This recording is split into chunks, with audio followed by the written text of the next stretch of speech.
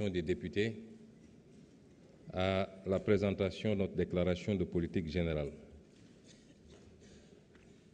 Je voudrais faire un ou deux rappels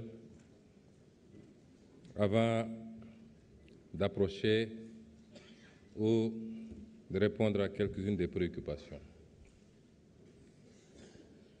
Le premier rappel, c'est que nous sommes là dans un exercice de déclaration de politique générale et non pas dans un exercice de déclaration de politique sectorielle, encore moins une déclaration de politique communale. Et cette déclaration nous permet d'indexer et de traiter de manière générale des orientations, des options du gouvernement sur les déclinaisons des différentes politiques publiques. Définir les politiques publiques nous permet de mieux asseoir l'action publique.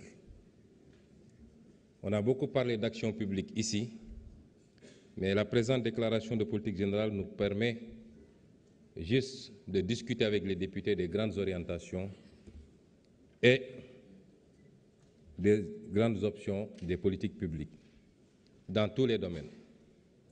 L'énergie, l'agriculture, la santé, les infrastructures, la justice, les institutions et j'en passe. Beaucoup de députés ont indexé ces questions et dans le sens attendu dans un exercice de ce genre. La deuxième chose, c'est un constat. C'est que aucun député ici présent, qu'il soit de la majorité ou de l'opposition, n'a remis en question ces orientations et la déclinaison des politiques publiques pour les 5 prochaines années. Aucun. Et dans aucun domaine des politiques publiques, certains ont posé des questions qui peuvent enrichir le débat. Certains ont interpellé par rapport à certains aspects des politiques publiques qui n'ont pas ou qui n'ont pas été suffisamment traités. Et je leur en sais gré parce que ça nous permet d'apporter quelques précisions. Mais aucun député ne nous a dit que ce qui a été présenté aujourd'hui n'est pas bon ou ne va pas dans le sens souhaité pour sortir ce pays de la situation catastrophique dans laquelle les régimes précédents, particulièrement le régime sortant, l'a plongé. Alors, il y a quelque chose d'assez cocasse, j'allais dire, à relever, parce qu'on a parlé de rapport à la vérité. Et nous allons illustrer avec quelques aspects. Je passerai sur la longue campagne de diabolisation perpétrée par des gens qui tenaient le pouvoir et qui l'ont désorienté, non pas dans le sens de servir les intérêts de ce pays, mais qui ont utilisé toutes les forces dont ils disposaient pour combattre un parti politique, un homme, et pour essayer à tout prix de casser l'opposition. La désinformation avait pris toute une forme. D'abord, c'était de nous faire apparaître pour des gens qui détestaient les milieux religieux, les foyers religieux. Combien de politiques, certains ici présents, n'ont passionné un certain nombre de responsables religieux pour leur raconter des histoires, que nous allions interdire les événements religieux, que nous allions combattre les tariqas. Aujourd'hui, ces mêmes personnes sont dans leurs petits souliers, parce que le monde entier s'est rendu compte que c'était un tissu de contre-vérité. La désinformation a pris ensuite toutes sortes de tournures. Nous serions apparentés à des mouvements irrédentistes. Nous serions financés par des multinationales. Nous serions dans un programme de déstabilisation du Sénégal. Nous aurions des relations avec des organisations terroristes, islamistes et j'en passe. On a tous vécu cela ici.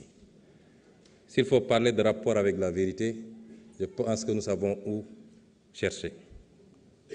Ensuite, depuis que nous sommes arrivés au pouvoir, le débat, ça a été de dire qu'ils n'ont pas de programme, qu'ils n'ont pas de vision.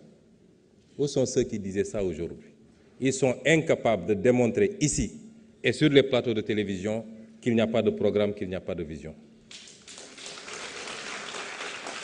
Et le pire, c'est que ceux qui s'agitent le plus n'ont pas le niveau minimum pour parler de ces questions.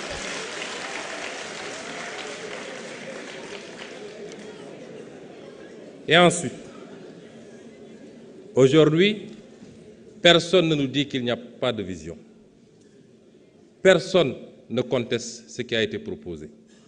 Plébiscité depuis la présentation du référentiel par tout le peuple sénégalais, mais également par tous les partenaires au développement.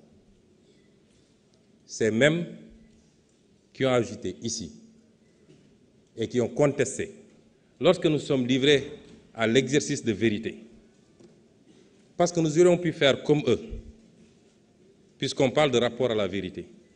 Qu'est-ce qu'il y a de plus malsain en termes de rapport à la vérité que de mentir à tout son peuple, de mentir aux partenaires internationaux, en leur cachant les véritables chiffres pour pouvoir continuer à endetter le Sénégal et ce qui nous met aujourd'hui dans la situation fâcheuse dans laquelle on se trouve. Il y a des gens qui devraient avoir honte de parler et surtout de le faire de cette manière.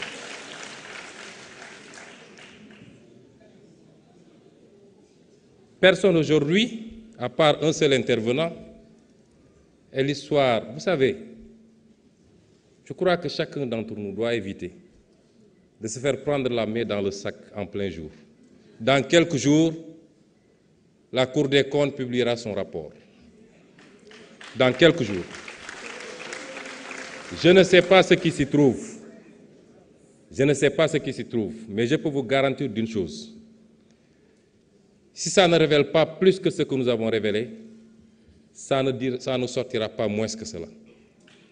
Et à partir de ce moment, je le dis et je le réitère, tous ceux qui ont une responsabilité par rapport à cette situation fâcheuse et qui ont trahi ce pays devront en rendre compte devant vous certainement, les députés de l'Assemblée nationale.